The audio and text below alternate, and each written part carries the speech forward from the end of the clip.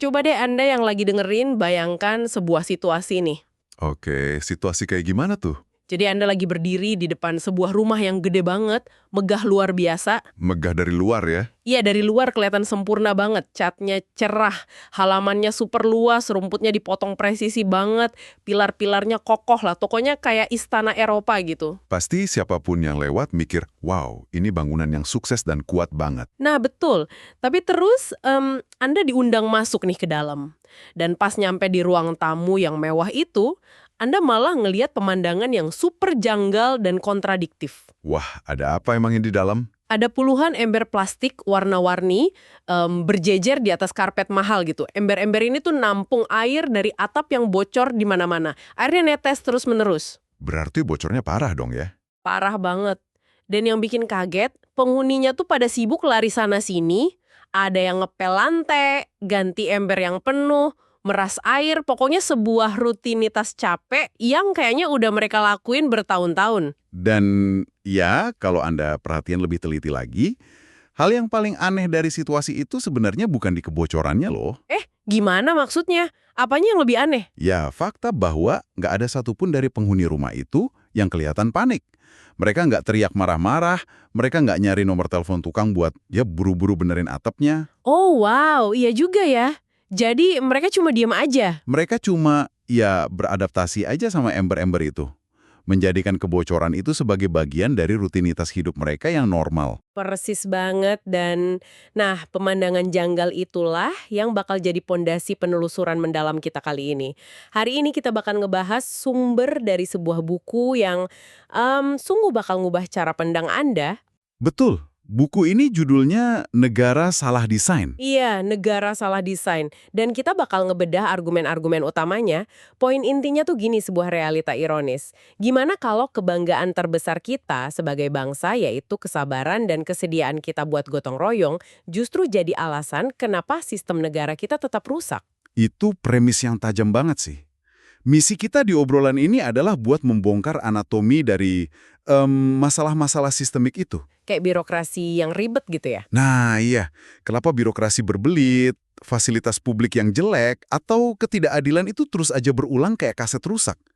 Buku ini ngajak Anda buat berhenti sekedar nyalahin satu atau dua oknum. Kayak nyari kambing hitam oknum A atau oknum B. Tepat. Alih-alih gitu, kita diajak buat meriksa secara kritis desain atau struktur dasar bangunan negara itu sendiri. Dan perlu saya tekankan di awal nih, biar kita sepemahaman. Silakan. Diskusi kita hari ini murni bedah analitis dari gagasan di buku itu ya. Ini sama sekali bukan penghakiman politis buat pihak manapun. Mau sayap kiri, sayap kanan, kita netral. Setuju banget. Kita lagi ngeliat cetak biru arsitekturnya, bukan lagi ngevaluasi siapa yang lagi pegang kunci rumahnya sekarang. Nah, mari kita mulai dari kontras yang Anda sebutin di awal tadi. Antara fasad rumah yang megah dan dalamnya yang penuh ember. Di bukunya disebut ilusi makro versus realitas mikro ya. Atau apa yang tampak versus apa yang dirasakan. Betul. Dan ini tuh relevan banget sama apa yang kita lihat di berita tiap hari. Apa yang disajikan di permukaan, secara statistik makro, itu seringkali beda jauh sama pengalaman hidup Anda sehari-hari. Kayak pemerintah yang selalu lapor kalau negara kita stabil gitu kan. Iya, mereka pamerin angka pertumbuhan ekonomi yang meroket, terus pembangunan infrastruktur fisik yang masif, jalan tol dibangun di mana-mana, gedung pencakar langit nambah terus, GDP kelihatan hijau. Itu yang tampak ya, ibarat fasad rumah megahnya tadi. Persis. Tapi coba kita omongin yang dirasakan sama Anda dalam rutinitas. Realitas mikronya, Anda harus ngambil cuti kerja cuma buat ngurus satu dokumen KTP, karena antriannya nggak masuk akal. Wah iya banget tuh. Belum lagi aturan birokrasi yang hari ini A, besok tiba-tiba B tanpa ada sosialisasi sama sekali. Betul. Atau kenyataan pahit pas kita ngelihat hukum yang, ya, tajam ke bawah. Ngehukum rakyat kecil cepet banget. Tapi mendadak tumpul pas berhadapan sama yang di atas. Ada semacam disonansi kognitif ya di situ. Kayak kita ngelihat grafik ekonomi naik terus di TV, tapi buat dapat layanan dasar aja kita ngerasa capek banget. Nah, terus pertanyaan logisnya, kalau tiap hari kita ngerasain gesekan yang bikin frustrasi, kenapa kita nggak bereaksi keras? Iya ya, kenapa nggak ada kepanikan massal atau tuntutan perbaikan yang gede-gedean gitu? Disinilah letak kejeniusan dari desain yang buruk itu yang dijelasin di buku ini. Jawabannya ada di mekanisme kebocoran perlahan. Kebocoran perlahan. Maksudnya gimana tuh? Karena negara ini nggak runtuh dalam semalam, ini bukan bom yang meledak dan hancurin segalanya seketika, warga jadi nggak ngerasa lagi di kondisi krisis akut. Oh, ngerti-ngerti. Jadi karena cuma gesekan kecil birokrasi gitu ya? Iya, inefisiensi dan ketidakadilan kecil ini merembes pelan-pelan ke hidup kita tiap hari. Kayak efek katak dalam panci yang direbus perlahan. Warga pelan-pelan mulai menormalisasi penderitaan kecil ini. Jadi karena gesekannya terus-terusan tapi intensitasnya rendah, kita berhenti ngelihat itu sebagai kerusakan. Kita nganggapnya, emang udah cuacanya begini. Tepat, adaptasi itu kan insting manusia paling dasar ya. Tapi argumen kritis dari buku ini tuh, dalam konteks bernegara, adaptasi ke sistem yang buruk itu justru jebakan. Jebakan gimana? Pas kebocoran layanan publik mulai dimaklumi sebagai kenormalan, otomatis tekanan ke pemerintah buat ngevaluasi akar masalahnya jadi hilang. Negara makai narasi makro, kayak, lihat tuh, jalan tol kita buat, nangkis keluhan mikro dari warga. Sampai akhirnya warga yang ngeluh mikir, apa gue yang terlalu banyak nuntut ya? Nah, itu dia. Nabung berbulan-bulan buat beli HP atau mobil mahal dari dealer. Oke, mobil mahal nih ceritanya. Iya, dari luar mobilnya elegan, brosurnya jamin ini cepet banget. Nah ini ibarat angka GDP kita kan. Tapi pas Anda nyalain AC, yang keluar malah udara panas. Terus pas ngerem, setirnya getar hebat. Pasti marah dong kalau gitu. Banget. Anda nggak mungkin nyalahin diri sendiri kan. Nggak mungkin bilang, oh mungkin cara saya nginjek remnya yang salah, saya harus lebih sabar. Gak mungkin lah, pasti langsung balik ke dealer, ngamuk, dan nyalain pabriknya karena ada cacat desain. Betul. Tapi anehnya, kenapa pas logika yang sama diterapkan ke layanan negara, kita tiba-tiba jadi super pemaaf? Kenapa gampang banget kita bilang ya namanya juga birokrasi, maklumi aja? Itu pertanyaan yang menohok banget. Dan alasan kenapa kita jadi sangat pemaaf, itu bahwa kita ketemuan paling menarik dari penelusuran ini. Wah, apa tuh temuannya? Pas kita sadar atap rumah kita bocor dan kita udah memakluminya, apa refleks langsung kita sebagai masyarakat? Alih-alih dobrak pintu kontraktor buat nuntut perbaikan, refleks sosial kita malah saling bantu nyari ember. Aduh, ya sih. Dan ini bawa kita ke bagian yang, jujur aja, bikin saya agak nggak nyaman pas baca materinya. Oh ya, bagian mana tuh? Buku ini kan nyorot budaya kebanggaan kita banget ya, yaitu gotong royong atau kepedulian sosial kita. Ayah bab 2 ya? Mari kita bedah bareng-bareng.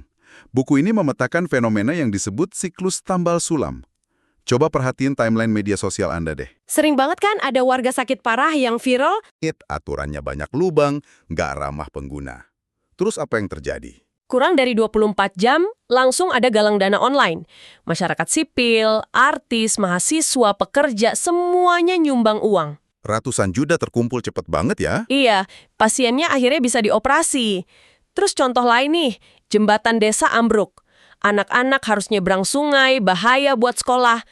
Pas pemerintah nggak muncul-muncul, warga patungan beli semen, kayu, terus gotong royong bangun jembatan darurat. Dan di mata kita semua, itu kemenangan kemanusiaan yang indah banget kan? Indah banget pastinya. Tapi gimana menurut analisanya? Secara moral, empati warga itu emang nggak ternilai. Tapi mari kita lihat efek sistemiknya. Mekanismenya gini. Terjadi kegagalan sistem alias kebocoran, Oke. rakyat ngerespon pakai donasi atau gotong royong. Gejala dari masalah itu teratasi instan dong. Pasien ketolong, jembatan bisa dilewatin. Nah, gimana respons mesin birokrasi di titik ini? Mereka ngerasa masalah beres. Betul. Bagi sistem negara, indikator kegagalan itu mendadak hilang dari radar. Laporan di meja pejabat bukan krisis akibat regulasi, tapi kasus terselesaikan. Sistem nggak ngerasa ada gawat darurat, jadi aturannya nggak diubah. Dan kebocoran yang sama bakal kejadian lagi dong. Persis. Bulan depan kejadian lagi, di pasien lain, di daerah lain, nunggu kebaikan hati warga lagi buat patungan donasi. Siklusnya muter terus. Tunggu dulu. Di titik ini saya beneran harus nyela nih. Gimana? Ada perlawanan gede di kepala saya. Apakah sumber materi ini tuh secara nggak langsung nyuruh kita jadi apatis? Jadi orang dingin yang berhenti peduli? Nggak gitu maksudnya. Habisnya, kalau tetangga atapnya ambruk, insting saya kan bantuin. Nggak mungkin saya lipat tangan terus bilang, sorry, gue nggak mau bantu karena gue lagi nyalain sistem. Kalau kita berhenti gotong royong, kita hilang jati diri dong. Rasanya kayak dihukum karena punya empati. Disonansi yang Anda rasain itu valid banget. Dan buku ini mengantisipasi reaksi itu. Buku ini sama sekali nggak ngehakimin empati atau ngelarang kita berbuat baik kok. Syukurlah. Terus yang dikritik apanya? Yang dibedah tuh apa yang terjadi di belakang layar negara pas kebaikan itu diposisikan keliru dalam jangka panjang. Buat gampangnya, kita pakai analogi biologi aja ya. Boleh, bayangin negara ini sebuah tubuh gitu ya. Ya, tubuh itu negara. Pemerintah itu otaknya yang ngatur kesehatan. Nah, rakyat beserta empatinya itu adalah sel darah putih. Oke, sel darah putih kan tugasnya ngelawan infeksi ya. Betul banget. Pas ada infeksi katakanlah kebijakan yang gagal, sel darah putih atau warga langsung ngerubungin dan nyerang gejala penyakit itu secara agresif lewat donasi tadi. Terus? Karena sel darah putih kita kerja terlalu luar biasa efisien, tubuh tuh nggak pernah sempat ngerasain demam tinggi. Otak atau pemerintah ngelihat ke bawah dan mikir, oh, suhu tubuh normal kok, aman? Oh wow, jadi otaknya nggak sadar kalau lagi sakit. Benar, karena nggak pernah ngerasain sakit, otak nggak ngerasa perlu ngubah gaya hidup. Dia terus aja bikin kebijakan buruk karena dia tahu sel darah putih bakal selalu nutupin gejalanya. Astaga, itu analogi yang ngeri tapi masuk akal banget sih. Jadi secara nggak sadar, rasa kemanusiaan kita tuh beralih fungsi ya. Beralih fungsi jadi alat penyangga sistem. Iya, dari murni solidaritas malah dibajak jadi subsidi buat kelemahan negara. Niat baik kita ngasih ruang buat institusi lari dari tanggung jawab mutlak mereka.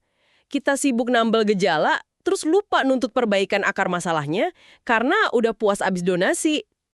Dan inilah yang nganterin kita ke pergeseran fundamental dalam tata negara kita yang dibahas di bab 3. Pergeseran posisi kita ya? Iya, kalau kita terus-terusan ngambil alih tugas negara buat nambal kebocoran, tanpa sadar posisi kita di kontrak sosial udah diubah sepihak.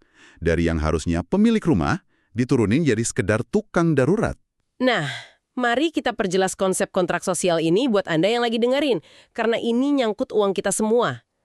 Dalam teori ideal, rakyat itu kan pemegang saham utama ya. Betul, kita bosnya lah istilahnya. Kita ngasih mandat suara pas pemilu, dan yang terpenting kita bayar pajak tiap hari.